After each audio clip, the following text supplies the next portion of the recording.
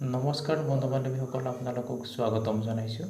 বন্ধু বান্ধৱীসকল, মই আজি আপোনালোকৰ লগত আলোচনা কৰিম যে বন্ধু বান্ধৱীসকল ২৬ মে তাৰিখে বুদ্ধ পূৰ্ণিমাৰ উপৰিও ২০২১ চনৰ প্ৰথমটো চন্দ্ৰগ্ৰহণ, আৰু এই চন্দ্ৰগ্ৰহণ কিমান সময়ত লাগিব আৰু কিমান সময়ত সমাপ্ত হ'ব, কিমান সময় লাগি থাকিব, সেই সন্দৰ্ভত আলোচনা কৰাৰ উপৰিও আমি কি কাম কৰিব নালাগে সেই বিষয়ে আলোচনা কৰিম।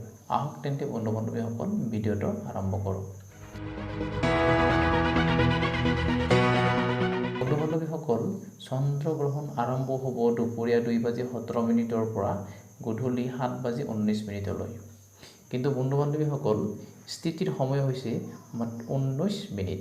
ইয়াৰ উপৰিও মদন গুপ্তেৰ পঞ্জিকা মতে ৬:২২ পৰা ৭:২২ প্ৰত্যক্ষ দৰ্শন হ'ব।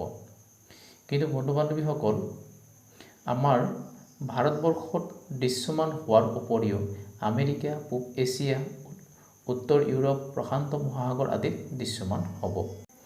বন্ধু বান্ধৱীসকল, বিশেষকৈ গ্ৰহণ প্ৰত্যক্ষ কৰাটো একেবাৰেই অশুভ ফলদায়ক। বন্ধু বান্ধৱীসকল, দ্বিতীয় কথাটো হৈছে গ্ৰহণৰ সময়ত আহাৰ গ্ৰহণ কৰিব নালাগে। যিমান পাৰে আপুনি গ্ৰহণৰ আগত আহাৰ গ্ৰহণ কৰক, আৰু যদি গ্ৰহণৰ পিছত খাদ্য খাবলগীয়া হয়, তেতিয়াহ'লে সেই আহাৰত বা সেই খাদ্যত তুলসী পাত ছিঙি তুলসী পাত ৰাখক, আৰু খোৱাৰ সময়ত তুলসী পাতটো আঁতৰাই খাদ্যখিনি গ্ৰহণ কৰক। বিশেষভাৱে গৰ্ভৱতী মহিলাই ভুলবশতঃ গ্ৰহণ দৰ্শন কৰাটো একেবাৰে উচিত নহয়।